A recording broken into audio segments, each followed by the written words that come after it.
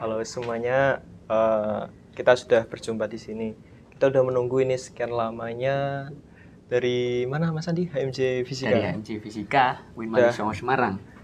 Kita sudah merencanakan ini beberapa bulan yang lalu mungkin ya, tapi belum kesampaian juga. Tapi di sini mungkin hari ini kita akan menyampaikan, kita akan merealisasikan program kita yang namanya Physics Podcast.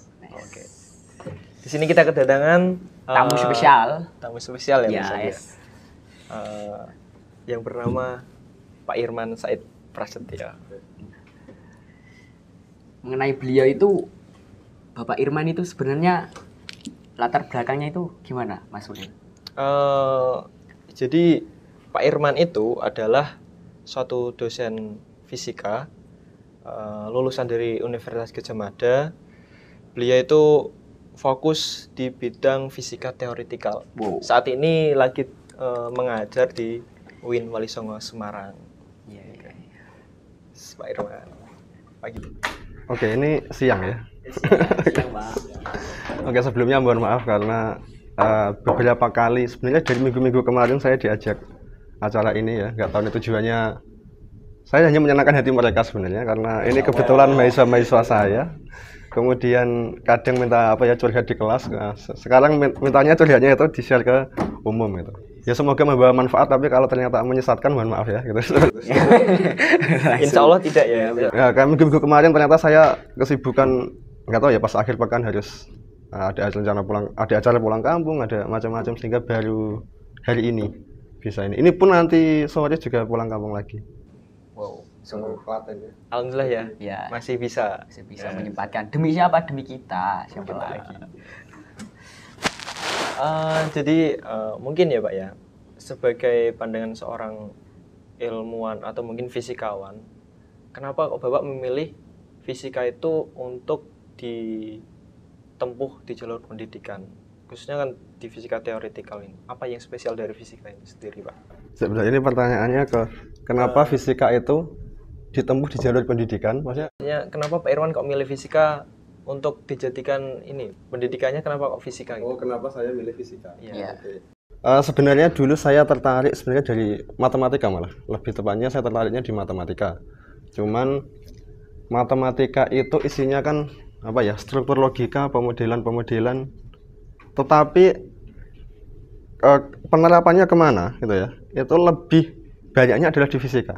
Sebagai contoh ini, misalnya kalkulus ya. Kalkulus kan ditemukan oleh yang terkenal kan Sir Isaac Newton ya. Yeah. Newton itu membuat kalkulus itu memang dalam rangka untuk menjelaskan mekanika klasik atau teorinya yang lain seperti gravitasi. Tetapi kan memang fokusnya di fisika. Demikian juga dengan matematika yang berkembang saat ini, matematika modern misalnya seperti diferensial geometri, kemudian banyaklah ada teori grup dan lain-lain.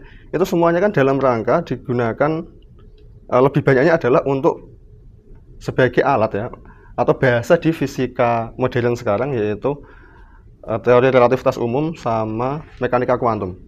Sehingga akhirnya kalau saya matematika saja rasanya itu belum kepada ini buat apa gitu loh ya. Meskipun nanti bisa buat macam-macam sih, tapi saya lebih senang langsung ke penerapannya kemana? Ke fisika. Tapi itu bukan berarti semua orang harus milih fisika loh ya. Artinya orang boleh bebas berpandangan lebih nyaman kemana, nikmat kemana gitu ya. Itu bagi saya hak seseorang, merdeka dia mau pilih fisika atau matematika atau apa. Kalau saya pribadi saya lebih senang fisika karena itu gitu ya. Kemudian meskipun dari fisika nanti ini arahnya macam-macam ini, ada yang mau ke arahnya lebih ke teknik-teknik gitu ya, misalnya untuk atau penerapan lah, katakanlah Einstein atau apa, kan juga terkait dengan fisika. Tetapi fisika sendiri, kalau misalnya fisika teori itu tidak biasanya agak susah ya. Ada yang langsung nanti bisa manfaatnya ke katakanlah bisnis atau apa gitu ya, membuat suatu produk atau apa. Kalau fisika teori lebih ke agak-agak ke filsafat sebenarnya. Jadi kita memahami kebenaran itu apa, hukum alam itu bekerjanya bagaimana, dan seterusnya. Nah, kurang lebih seperti itu. Dan saya tertarik di bidang itu. Di samping mungkin karena ini kalau jujur saya orangnya malesan gitu. Jadi kalau saya harus kerja pakai tangan, merangkai apa itu, sampai sekarang itu males. Tapi kalau diam di suatu tempat mikir sesuatu gitu, itu nyamannya di situ. Gitu. Jadi akhirnya ya milihnya di fisika teori. Berarti memilih kenyamanan dengan jalur fisika. Jalur fisika. Oke. Jadi seolah-olah itu kalau bahasa Islamnya itu lebih ke tafakur ya Pak. Gini, tafakur berpikir ya. Iya. Berpikir kan alatnya macam-macam. Ya, atau berpikir itu medianya macam-macam ya. Iya. Ada yang berpikir melalui fisika, ada yang berpikir melalui ini. Ya berarti fisika itu salah satu media untuk kita merenungi alam. Ya ala-ala apa ya? Ala-ala torekot itu ya. Tapi torekot ini tapi ke fisika gitu ya. Iya. Oke. Kalau kita mungkin mencari apa ya? Suatu makna apa yang ada di dalam alam gitu ya. Dari kita mengamati alam kemudian berpikir kemudian menemukan sesuatu. Nah, itu salah satunya bisa pakai fisika, tapi kan nggak harus fisika. Itu masalah pilihan ya. Oke. Mungkin dari situ kita bisa mengembangkan lebih jauh, Pak. Atau mungkin saat kita berpikir tentang hal kefisikawannya, ya kan kita bisa, misal ya, dalam suatu konsep fisika kan ada namanya ruang dan waktu dan sebagainya. Nah di situ kalau kita merenungi apakah ruang dan waktu itu benar-benar sesuatu yang bisa dibayangkan, atau mungkin ruang dan waktu itu memiliki apa ya namanya? Misal ya Pak ya, ada satu benda, terus benda tersebut berada di ruang waktu sekian, misal dimensi ketiga, kan kita bisa melihat dalam dimensi ketiga. Namun mungkin, oke, kita tunggu teman-teman. Lanjut aja nggak apa-apa. Dimensi ketiga tersebut, nanti ada dimensi yang selanjutnya, dimensi keempat. Nanti kan dalam teori fisika ada dimensi itu mungkin tak terbatas dan lain sebagainya. Itu menurut Pak Irman, itu bagaimana sih dalam memandang hal tersebut? Apakah itu benar-benar nyata atau memang hanya sebuah teori belaka gitu, Pak? Oke, jadi kita hidup di dimensi 3 gitu ya. Langsung ke sini nih ya. Kita hidup di dimensi 3. Kita hidup di ruang yang ada panjang, lebar, tinggi. Ini kalau bahas relativitas tadi yang katanya 4 dimensi itu hanya satu cabang di fisika modern ya. Kalau kita bahas kuantum malah dimensinya bisa tak hingga gitu ya. Bisa tak hingga.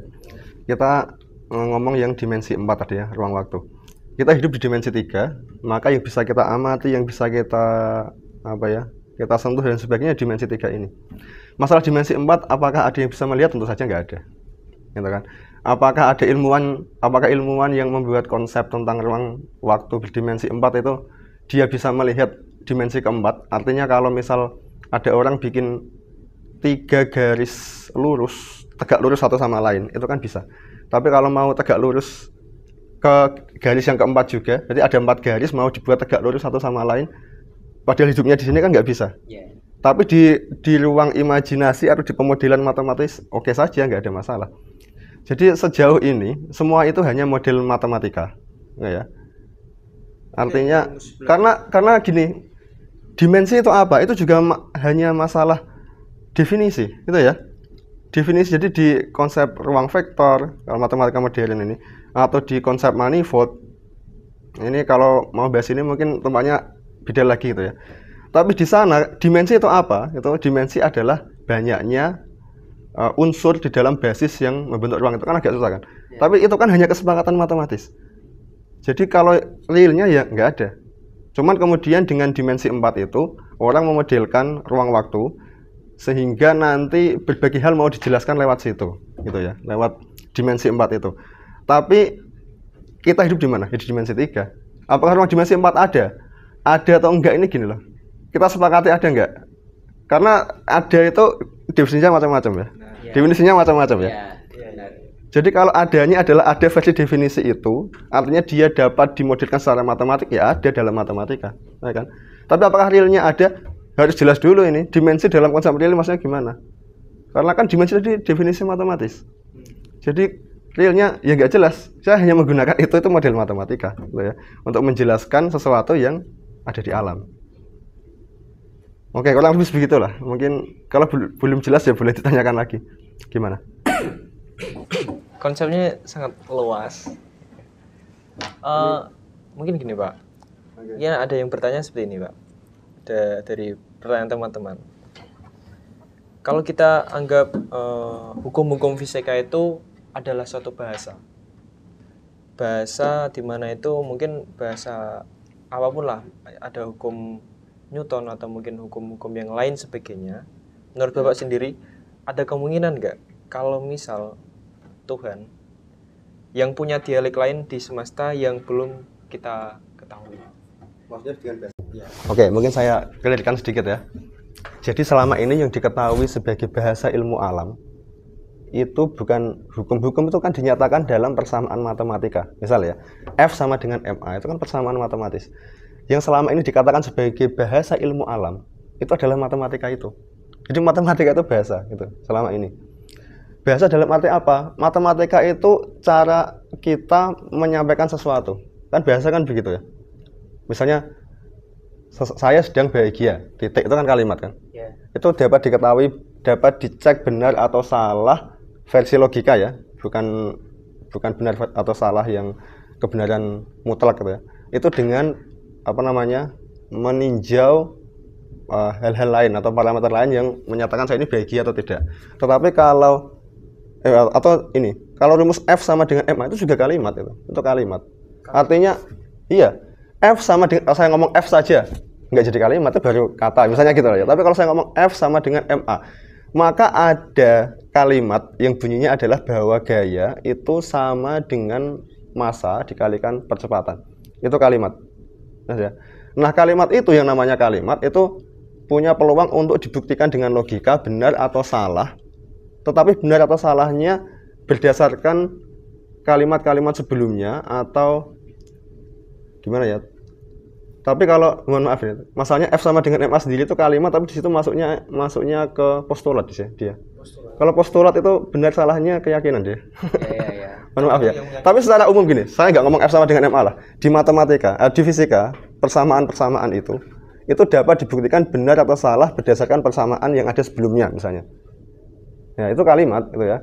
Kemudian apakah bahasa matematika tadi itu sudah cukup untuk menjelaskan alam? Itu kita sama-sama nggak tahu ya, ini akhirnya masuknya ke semacam iman atau kepercayaan. Banyak orang percaya bahwa alam itu matematis gitu ya. Tapi apakah semua orang harus percaya bahwa alam itu matematis? Ya nggak ada kewajiban. Terus yang benar yang mana? Kita nggak bisa menyimpulkan yang benar yang mana. Kenapa itu? Berarti banyak POV. Yang ada adalah kita bisa membuat pembuktian, eksperimen atau apapun yang menguatkan kalimat-kalimat itu benar. Tapi kita nggak bisa ngomong yang paling benar yang mana. Karena matematika digunakan di dalam fisika, itu kan baru masa-masanya Newton atau sebelum itulah. Tapi di masa-masa itu, dulu sekali kan matematika itu tidak digunakan di ilmu alam langsung. Zamannya Aristoteles itu kan nggak pakai matematika dia. Mohon maaf ya, saya kurang paham. Tapi rumus-rumus atau pernyataan-pernyataan yang disampaikan oleh Aristoteles itu tidak langsung matematika. Contohnya apa? Contohnya, kalau kita membahas tentang gerak itu kan kalau di Newton itu F sama dengan MA itu paling terkenal ya. Hukum Newton juga. Kemudian di fisika modern, di relativitas umum itu nanti ada lagi ya yang semacam digunakan untuk menggantikan hukum Newton. Nanti ada persamaan medan Einstein yang menyatakan nanti gravitasi, kemudian untuk membahas geraknya dan lain-lain. Oke, tapi dulu zamannya masih Aristoteles gitu ya. Itu gerak tidak begitu cara bahasnya. Kalau zamannya Newton kan benda hidup itu hidup, mati itu mati. Tapi kita nggak ada ngomong lagi benda hidup ya. Di zaman kita sekarang kita kan nggak bisa ngomong F sama dengan MA itu katakanlah batu dilempar atau gimana, nanti kalau diberi gaya sekian maka muncul percepatan sekian. Tapi kalau manusia dilempar, lah kan dia bisa bergerak, mau tiba-tiba loncat kemana atau pegang apa sehingga nggak jadi jatuh dan sebagainya, kan bisa aja. Tapi kan nggak ada pembahasan tentang partikel yang punya kehendak sendiri kemudian memutuskan mau bagaimana, kan nggak dibahas di fisika. Nah, kalau di zamannya Aristoteles itu ada yang namanya vis viva. Vis viva itu semacam daya hidup. Kalau saya ngomongnya kayaknya agak semi-semi semacam ruh gitu, tapi kan mungkin beda bahasa ya. Biasanya vis viva. Vis viva itu daya hidup. Jadi akhirnya setiap benda itu punya level kehidupannya sendiri. Jadi kita nggak bisa ngomong batu ini hidup atau mati. Ya mati, tapi dia punya kadar kehidupan tertentu yang berbeda dengan kadar kehidupan kita. Kalau kita kan mau gerak apapun kan bebas ya, punya ini bebas. Kemudian manusia hidup atau mati ya, kalau kelihatan begini ya hidup. Tapi intinya adalah tidak ada pemisah banget ini hidup ini mati. Jadi yang ada adalah hidup dengan kadar yang berbeda-beda. Jelas ya? Sehingga nanti setiap benda itu akan bergerak sesuai dengan apa ya, kita punya semacam kehendak dasarnya dia untuk pulang ke rumah. Saya pernah menyampaikan ini di kelas ya, cuman ini jadinya ke bawah ke sini gitu ya. Innalillahi wa inna ilaihi raji'un. Ini enggak apa-apa, ini cuma pendapat Aristoteles ya, gitu ya. Jadi dulu kan dipercaya bahwa setiap benda tersusun atas 4 elemen. Tanah, air, api, udara. Dan masing-masing elemen ini itu punya rumah. Punya rumahnya masing-masing. Misalnya tanah itu tempatnya di bawah.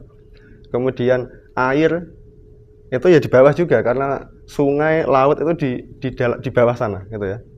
Di bawah, di bumi lah. Kemudian udara, atmosfer kita di atas. Api juga di atas. Sehingga kalau ada batu, pasti kita akan sepakat mengatakan batu itu penyusun utamanya tanah gitu ya. Kalau kita pegang batu, kemudian kita lepas, kemana dia pergi? Ya ke bawah, karena dia menuju ke rumahnya. Nah rumahnya batu ada di mana? Di bawah. Nanti semakin dekat dengan tanah, rumahnya tanah di bawah ya, maka dia akan bergerak semakin cepat, semakin ke bawah semakin cepat. Itu sebelum ada konsep gravitasi ya, Pak? Enggak gravitasi, konsepnya bukan gravitasi ya. Namanya itu Namanya apa ya? Vis viva itu semacam jiwanya gitu loh. Untuk dia berkehendak. Jadi gerak alamiahnya begitu. Kecuali kita ganggu. Mau jatuh tapi kita tendang ke atas enggak jadi. Tapi kan itu karena ada gangguan dari luar. Tapi aslinya dia kan pengennya ke bawah. Nanti kalau ada asap, itu kan udara gitu ya. Ada orang merokok, kemana asapnya? Ya ke atas, karena rumahnya udara adalah di atas. Nanti kalau ada air, kita tuang kemana? Ke bawah. Berarti karena rumahnya di bawah, jelas ya. Tapi kalau misalnya kapas, nah ini yang jadi masalah. Ternyata dipercaya kapas itu adalah penyusunnya tanah sama angin atau udara. Dia ada di antara. Maka ada yang unsur anginnya atau udaranya pengennya ke atas, unsur tanahnya pengennya ke bawah. Maka akhirnya ada ini menarik ke atas sama ke bawah. Tapi karena lebih kuat unsur tanah, maka dia akan turun. Tapi turunnya nggak langsung turun, dia akan melayang pelan-pelan. Jelas ya, sampai akhirnya jatuh ke tanah. Berarti yang menang komponen tanah. Itu ketika kita nggak ngomong nggak harus matematika lah ya. Itu nggak matematika. Tapi kan kemudian sekarang dipercaya yang benar adalah, atau secara umum lah, fisikawan kan matematika. Sesuatu harus dibahasakan secara matematika. Dan akhirnya itu tadi, itu kemudian semacam dibuktikan salah gitu ya. Dengan hukumnya Newton yang disajikan versi matematika. Kayak kita ngomong, apakah batu itu bergerak ke bawah lebih cepat dibandingkan dengan kapas? Itu masalahnya adalah kapas itu nggak bisa bergerak cepat karena ada udara di sini, sehingga nanti ada hambatan udara, dia terganggu. Jelas ya. Tapi kalau ruangan dibuat vakum, tidak ada apapun, sama, maka dia akan bergerak barengan dan turun sampai ke tanah pada waktu yang bersamaan. Nah, terus kemudian apakah itu sudah menjamin bahwa matematika pasti benar? Ya enggak. Kenapa? Kita melakukan fisika itu nggak ada yang namanya, ini kok saya terus yang ngomong ya. Jadi kan Oke, ada apa ya? Kalau sudah lanjut cerita, akhirnya saya yang banyak ngomong gitu.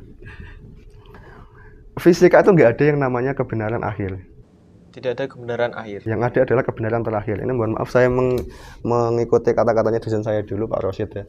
Dia sering menyampaikan di kelas kalau fisika itu tidak ada yang istilah namanya kebenaran akhir. Kebenaran yang sudah tidak bisa diganggu gugat, yang mutlak selesai. Jelas ya? Nggak ada. Yang ada adalah kebenaran terakhir. Kebenaran terakhir itu apa? Kebenaran yang masih relatif sebenarnya. Sampai saat itu masih diakui sebagai kebenaran. Yang paling benar. Nanti kalau ada eksperimen-eksperimen lagi seterusnya, ada eksperimen-eksperimen lagi dan ternyata ada eksperimen yang dianggap kuat sebagai bukti bahwa itu nggak sesuai dengan teori tadi, gitu ya. Ya maka akhirnya harus diperbarui lagi teorinya. Harus muncul teori baru. Maka yang ada adalah kebenaran terakhir. Nanti bisa diperbarui dengan kebenaran yang terakhir yang berikutnya. Terakhir lanjut. Benar ya, kebenaran terakhir berikutnya, tapi bukan kebenaran akhir yang sudah tidak bisa diganggu gugat. Nah, kebenaran yang akhir tak bisa diganggu gugat itu Berarti gini, lebih ke semisal. Berarti kebenaran itu sifatnya absolut Atau relatif. Nah, nah, soalnya dari segi imam itu definisinya juga banyak soal kebenaran. Mungkin Saya boleh dengar cerita nggak dari imam mana? Karena basicnya saya tuh nggak yang pondokan sebenarnya. Oke. dari semisal Imam Maliki ya, itu mendefinisikan bahwa kebenaran itu absolut. Nah, dan sebagian imam itu menyatakan relatif. Contohnya gini. Kalau berbicara tentang semisal agama, tumpuannya sebuah dalam artian ijma, qiyas, Quran, hadis, sunnah dan lain-lain. Nah, terus yang dinamakan relatif itu gimana? Ya benar seperti perkataan Bapak tadi yang dimana tatkala ada peneliti yang dimana itu sudah membuktikan dan lebih memperbarui dari sistem yang dulu mereka buat, itu bisa dalam artian kebenaran yang terakhir. Oke. Keberlanjutan berarti. Nah, belum tentu kalau dari segi agamanya kan kayak gini. Orang dalam artian kita, semisal saya menganggap diri saya melakukan perkara A, itu belum tentu benar menurut pandangan si B dan juga pandangan si C. Karena menurut dalam artian bisa jadi saya egois, misal. yes. Ternyata secara faktor lapangan apatis. Kan banyak. Jadi dari beberapa imam itu kan mendefinisikan ini kebenaran itu yang absolut, yang relatif itu batasnya itu sebagaimana dulu, sebatas mana? Antara semisal untuk agama, oke. Kalau semisal untuk sosialisasi, nah itu yang menjadi tumpunya itu yang dimana itu sebuah apa? Ada dalam artian apa? Sebuah kebiasaan. Semisal di daerah A itu kebiasaan kayak gini. Dari pihak B semisal melihat ternyata itu dalam artian kecondongannya itu menurut dari persepsinya dia itu ini kok salah. Lihat dulu dalam artian semua hukum dalam artian kompatibel fikih itu kan dalam artian penurunnya banyak. Nggak bisa langsung kita mendefinisikan begini dalam artian amit nggak sebut merek lah ya. Semisal Maulidan nggak boleh atau anu nggak boleh. Nah itu kan masih ada dalam artian turunan hukumnya dulu. Yang dimana itu pasti setiap kelompok menganggap dirinya itu sebuah kebenaran yang dianut dan itu pasti. Baik itu semisal Islam Irak, Syria, ISIS ataupun yang lainnya menganggap bahwa dirinya itu salah satunya dalam artian Yang paling benar sih. nah, yang paling benar kata Mas Sulim. Makanya sebuah salah satu dalam artian simbolik dari Unity of Shine itu apa? Sebuah keberagaman yang dicantumkan oleh tinta moderasi. Nah, itulah sebuah cantiknya Islam kan di situ. Saya tuh belum nangkap yang ini loh. Tadi katanya ada yang mengatakan kebenaran itu mutlak. Ya. Mutlak itu maksudnya mutlak yang versi egois tadi. Maaf ya. Atau mutlak yang gimana maksudnya? Mutlaknya itu ada dalam artian itu dalam simboliknya itu apa? Lebih ke beragamanya tadi. Semisal dari peraturan Quran memang demikian. Udah. Kita sebagai makhluk tidak bisa mendefinisikan bahkan merubah hukum itu karena itu sudah kalau apa namanya bahasanya itu sudah nas yang dimana itu sudah sumber dari emang Tuhan. Berarti maksudnya kebenaran mutlak tadi adalah kebenaran yang disampaikan oleh Al-Quran. Ya. Kebenaran yang katakanlah wahyu gitu ya. Ya. Oke. Ini versi apa dulu ini? Versi Perspektif Bapak baik. Bapak. perspektif saya. Iya. Saya orang Islam ya. Jadi saya percaya itu benar. Ya. Oke ya. Tapi kalau benarnya karena keyakinan. Ya. Oke ya. Iya. Jadi kita berawal dari doktrin ya. Oke, benarnya kenapa? Karena keyakinan. Dikatakan doktrinnya boleh. Ya. Karena keyakinan bahwa Islam itu benar dan lain-lain ya. Ya. Oke, ya memang kita harus percaya kan kalau Islam Ya. satu. Iya. Percaya Allah itu Tuhan gitu ya. Tidak Ya. ada Tuhan selain Allah, percaya Muhammad utusan Allah. Ya. Oke. Ini saya sampaikan sekarang yang bukan versi agama ya. Boleh. Boleh. Nah, ini yang Kalau versi agama oke loh, kita bukan berarti beda agama loh ya. Ya. Saling melengkapi. Kalau saya setuju. Ya. Setuju. Tetapi konsep dasar logika sendiri yang kita nggak ngomong tanpa mengkaitkan dulu dengan agama. Ya. Oke ya, tapi semoga tidak membahayakan ya yang melihat ya. Ya. Aman. Karena sebenarnya kalian kalau mau baca di buku mana-mana tentang logika ya banyak pembahasan itu kan. Logika itu sendiri ya, logika sendiri itu. Tokohnya ada beberapa, ada Aristoteles termasuk tokoh logika. Ya. Kemudian yang agak kesini misalnya, tapi ya apa ya hidupnya ya zaman 1900-an lah ini. Sampai 1970-an ada Russell, kemudian ada itu bahas logika gitu ya. Bahas logika. Logika sendiri itu bukan alat untuk menentukan kebenaran mutlak, kan? Jadi materi yang kita punya kan logika. Iya. Terus kita mau menggunakan apa kalau nggak menggunakan logika? Ya mungkin menggunakan hati atau apa, tapi kan itu susah untuk digunakan untuk berargumen karena memang bukan alat argumen. Kalau saya merasakan ini, kemudian bagaimana menyampaikan ke orang agar dia paham yang saya rasakan, itu susah kan? Iya. Susah kan? Oke kan? Yang bisa kita sampaikan kan logika, argumen ya. Yang kemudian bisa dilogikakan kemudian untuk menentukan benar atau salah. Tapi oke ya, benar salah di situ bukan benar salah mutlak. Iya. Tapi benar salah relatif terhadap premis-premis yang digunakan sebagai dasar untuk menarik kesimpulan. Oke. Sepakat ya? Sepakat. Nah, iya. Benar ya. Jadi logika sendiri itu adalah suatu alat, katakanlah software yang tertanam di otak kita, gitu ya. Kalau masalah asalnya dari mana, ya kita percaya dari Tuhan, kita Islam, oke ya. Di luar itu nggak tahu mungkin yang dasarnya nggak Islam, pokoknya ada suatu semacam software di otak kita, tapi juga nggak tahu di otak atau di mana. Pokoknya ada di kita bisa menggunakan itu, dan itu digunakan untuk menentukan valid atau tidaknya suatu penarikan kesimpulan. Valid atau tidaknya, atau bahasa Indonesianya mungkin sahih atau tidaknya suatu penarikan kesimpulan atau suatu pernyataan. Jadi ada orang menarik kesimpulan, bla bla bla. Kemudian dengan logika saya mengatakan, oh kesimpulan itu valid atau kesimpulan itu sahih berdasarkan dari pernyataan-pernyataan sebelumnya yang digunakan sebagai dasar untuk menarik kesimpulan tadi. Jelas ya? Kemudian atau logika digunakan, kalau tadi kan ada orang menyampaikan kesimpulannya, saya ngomong setuju atau enggak. Atau saya pas mau menyimpulkan sesuatu, itu alatnya logika. Enggak ada alat lain, memang logika fungsinya untuk itu, gitu ya. Jadi logika bisa digunakan untuk menyatakan kesimpulan seperti tadi ya. Saya kasih contoh ya, misalnya kayak contohnya agak gini. Agak nggak tahu ya, ini kalimatnya mungkin saya mencari kalimat yang misalnya gini, ada jika monster itu ada, ngasal ini ya, jika monster itu ada, maka bumi dalam bahaya, seumpama. Jika bumi dalam bahaya, maka Ultraman akan datang. Oke, misal ya, ada dua premis ya. Jika apa tadi? Jika monster itu ada, maka bumi dalam bahaya. Jika bumi dalam bahaya, maka Ultraman akan datang karena tahu bumi bahaya. Oke ya. Maka dari dua premis tadi saya bisa menarik kesimpulan bahwa jika monster itu ada, maka Ultraman akan datang. Akan datang, gitu ya. Apakah pernyataan itu benar? Model penarikan kesimpulan dari dua pernyataan tadi namanya silogisme. Silogisme. Dan dari kaidah logika benar penarikan kesimpulan itu. Jelas ya? Benarnya berdasarkan apa? Berdasarkan kalimat bahwa jika monster itu ada, maka Ultraman akan datang. Itu benar berdasarkan jika Ultraman ada, maka bumi dalam bahaya. Satu, pernyataan yang atas itu benar dulu. Jelas ya?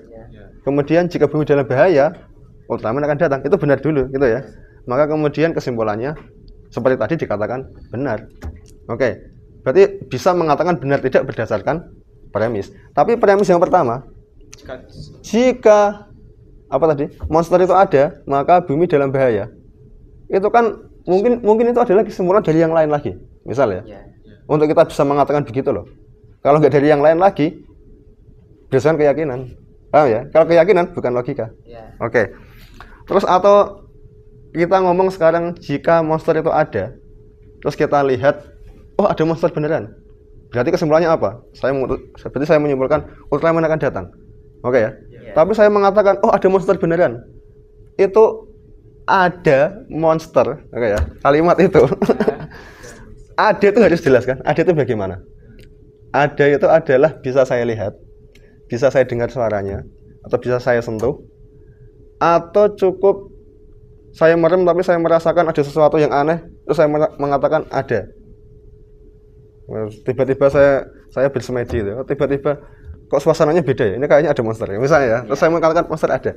Tapi kan adanya di situ sebenarnya keyakinan juga. Kenapa keyakinan? Karena berarti kita, atau keyakinan atau kesepakatan ya, kita yakin dia ada itu karena sudah kita bisa melihat ini, itu akhirnya kita katakan ada. Itu kan bisa keyakinan bareng-bareng orang mengatakan ada itu ya begitu. atau bisa keyakinan saya gitu ya. Terus apakah berarti kalau saya bisa menyaksikan seperti itu, berarti orang lain pasti menyaksikan yang sama? Nggak mesti juga. Jangan-jangan saya sedang berhalusinasi. Monster ada. Nah, Dalam pikiran sendiri. dalam pikiran sendiri.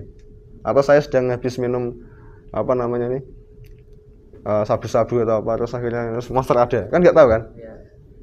Nah akhirnya untuk mengatakan monster ada itu ternyata juga akhirnya ada keyakinan yang masuk ke dalamnya gitu loh. Kalau nggak keyakinan, kesepakatan. Nah di ranah itu atau nanti kalau kita tarik kesimpulan, ada premis sebelumnya mengacu pada sebelumnya lagi ini pasti selesainya adalah di keyakinan atau kesepakatan. Di ranah kebenaran, keyakinan atau kesepakatan yang main nggak lagi logika. Ya iya berarti kita terima saja, kita imani dia benar itu begitu, atau kita sepakati benar itu begitu. Di situ kan berarti apa namanya, logika apakah bisa menentukan kebenaran? Ya bisanya berdasarkan premis sebelumnya. Tapi untuk mengatakan kebenaran mutlak yang tidak bisa diganggu gugat, yang pasti keyakinan atau keyakinan itu benar kan bukan logika alatnya. Keyakinan tadi. Iya, terus keyakinan itu pakai apa? Macam-macam ini. Tergantung selera, tergantung pengalaman saya, tergantung apa, kan macam-macam kan? Sudut pandang masing-masing berarti. Pandang masing-masing. Tergantung misalnya gini, ada banyak temannya yang percaya seperti itu. Daripada percaya beda, masa nggak nyaman. Nah, mending percaya bareng-bareng. Akhirnya juga ada semacam, oh kalau banyak temannya berarti benar itu. Kalau dalam fisika kan begitu, Pak. Iya, karena Banyak masa ya itulah. Nah, itu. Kalau suatu kejadian berulang kali terjadi dengan pola yang sama, seolah-olah itu sudah benar. Karena nanti kita yakin bahwa kalau ada kejadian seperti itu lagi, polanya sama lagi.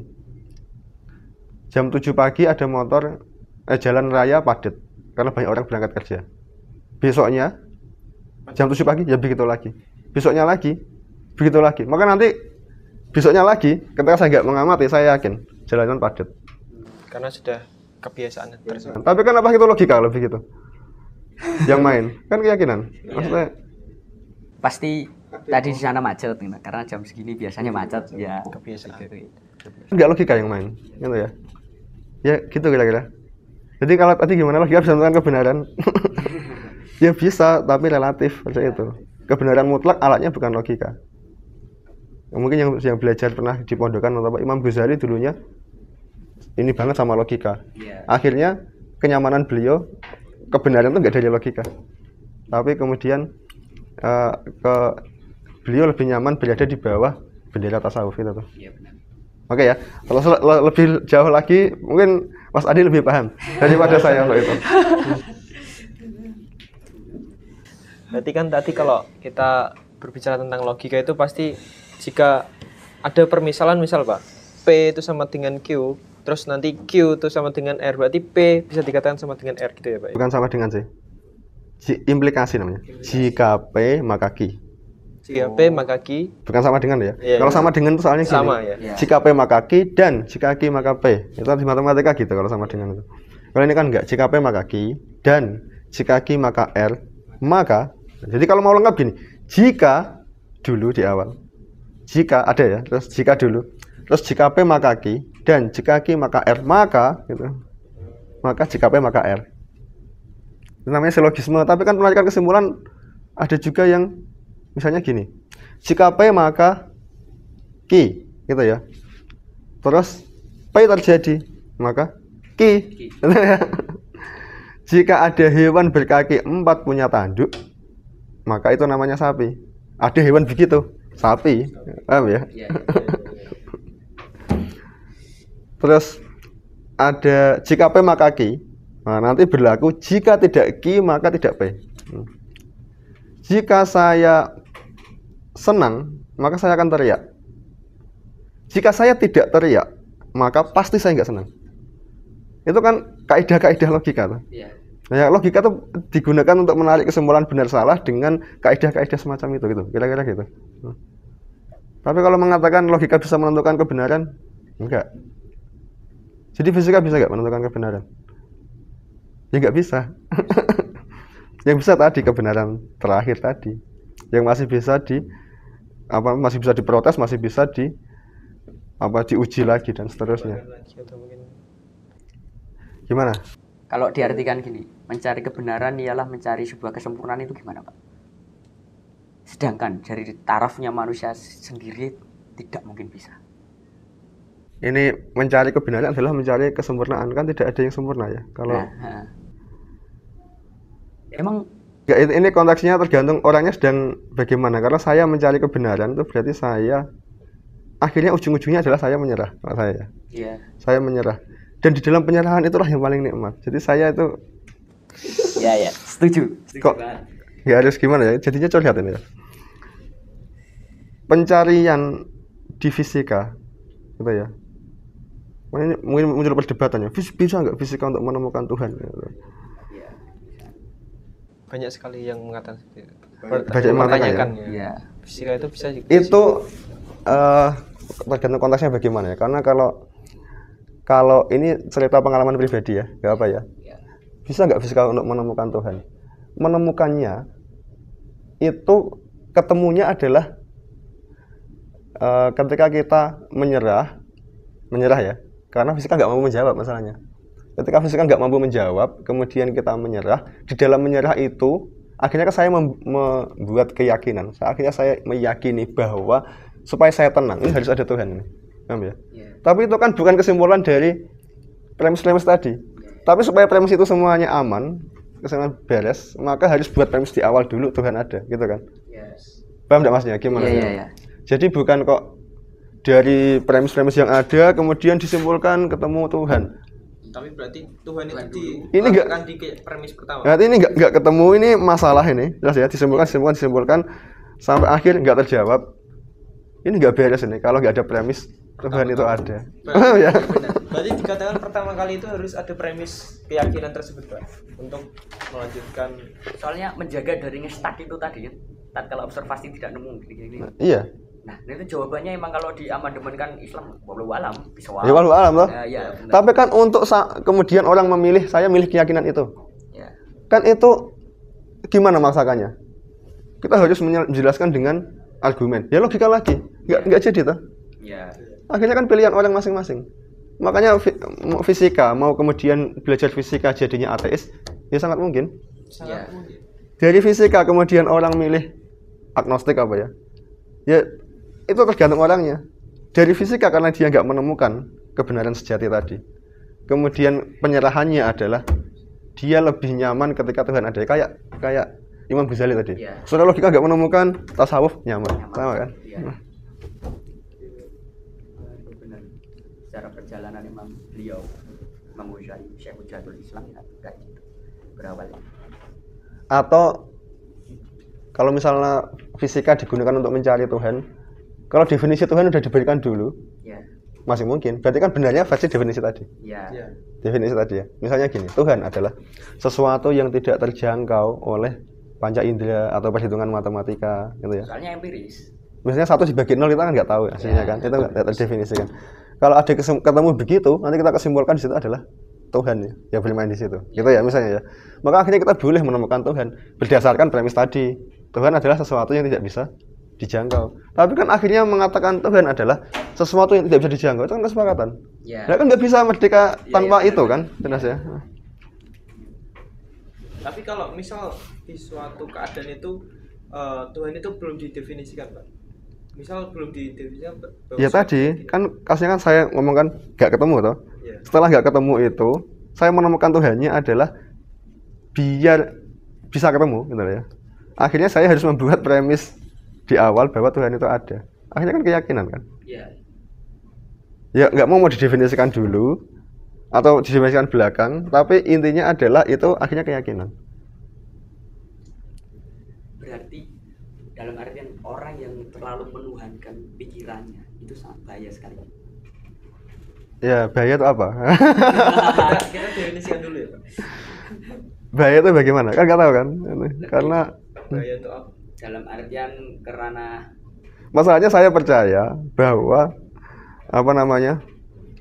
baik itu adalah yang tidak menggunakan logika misalnya ya, tapi ada iman dulu kokoh, terus ini itu baik. Terus bahaya adalah kalau tidak ikut keyakinan seperti saya. Nah, kan apa? Saya sudah mengklaim baik. Karena saya sudah punya klaim baik itu begini, jelas ya. Tapi bagi orang yang menuhankan logika tadi, terus klaim baiknya itu nggak begitu. Ya, kita memang punya kemerdekaan untuk berpikir bebas. Oke, tapi ini bahaya loh ya. Iya. Ini sangat berbahaya. Iya. Bahaya versi saya. Iya. Oke lah ya. Saling Bahaya. klaim baik. Karena saya udah punya klaim baik. Iya, Itu iya, begini. coba.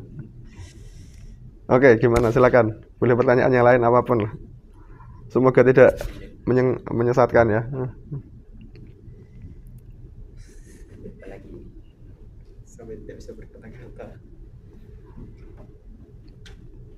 Pak, pertanyaan teman kita ya, Pak.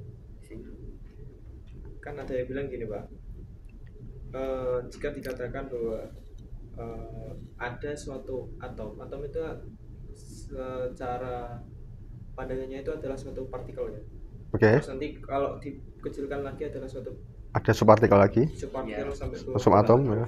Nah, ada yang mengatakan bahwa sebenarnya jembatan Shiratal Mustaqim itu adalah rambut yang dibagi 7. Itu sebenarnya apakah kita bisa masuk di ranah sana atau memang mungkin kata-kata tersebut yang katanya rambut bisa dibikin menjadi adalah suatu jembatan Shiratal Mustaqim itu adalah suatu analogi atau suatu kiasan saja atau memang itu suatu yang realita itu? Ini satu pertanyaan yang saya nggak akan jawab ini. Kalau masalah keyakinan apa ada, tapi ini efeknya bahaya gitu ya. Iya. Akhirat sendiri itu kan tidak akan pernah dibahas di sains toh. Iya. Nggak akan pernah dibahas di sains toh. Itu kan beda lagi. Kemudian masuk dulu ke akhirat itu ada. Itu udah bukan sains loh ya, bukan sains. Itu ya orang beragama itu yakinnya begitu. Iya. Setelah percaya akhirat itu ada, baru kemudian bahas Shiratal Mustaqim itu bagaimana. Oke ya. Iya. Wah itu tafsirnya bisa macam-macam. Kita nggak bisa ngomong. Saya lebih baik angkat tangan itu di luar ranah saya. Tapi prinsipnya adalah benar atau tidaknya. Kan ada tafsir. Tafsir itu kaitannya dengan keyakinan juga. Oke ya. Iya. Ya kita mengklaim yang paling benar yang mana? Ya keyakinan itu diajarkan apa? Beda-beda nih masalahnya. Beda-beda. Terus kemudian akhirnya yang paling benar mana kita nggak tahu. Oke ya. Tapi kalau keyakinan saya ada nggak? Ya saya punya pandangan sendiri, tapi nggak akan saya sampaikan. Oke. Nggak akan saya sampaikan. Mungkin di luar ini ya. Di luar ini saja. Di luar ini. Tapi poinnya kan itu kan. Iya. Iya. Kalau misal Al-Quran itu benar, yes. Yes. Harus yakin gitu ya. Tafsir itu benar, belum tentu. Iya. Tapi kan tafsir berdasarkan Al-Quran misalnya kan, atau berdasarkan hadis. Ya hadisnya benar. Iya. Tafsirmu kan tidak bisa merdeka dari keyakinan-keyakinan yang lain. Nah, ya, dari pengaruh-pengaruh yang lain. Jadi bagaimana mengatakan itu pasti paling benar kan susah. Iya. Ya gitu. Termasuk dalam menafsirkan Shiratal Mustaqim tadi itu apa? Oh, itu tafsir kan? Berarti kan keyakinan kan kan? Iya. Jadi tidak bisa fisika tidak bisa masuk ranah ke sana ya. Itu bukan fisika ya, logik. Karena gini dulu loh, fisika kan bahas yang di sini tuh. Iya. Iya. Atom itu di sine tuh. Iya. Apakah di sana masih materi kan nggak tahu tuh. Partikel atau kuantum. Oh di sana di mana? Nggak jelas tuh. Oh nggak di sini. Yang oke lah, saya nggak bahas itu. Oke ya. Fisika nggak bahas itu. Atau kalau mau bahas itu kemudian ada asumsi dulu. Oh berarti Shiratal Mustaqim itu partikel juga. Nah itu beda lagi. Kita kan ada keyakinan gitu. Iya. Kita ada asumsi dulu. Wah ada banyak keyakinan yang bertumpuk-tumpuk gitu loh. Akhirnya. Kan susah mengatakan keyakinan ini benar apa enggak. Misalnya ada keyakinan lagi. Ya gimana nih? Kan tidak semudah itu. Oke. Udah dulu deh.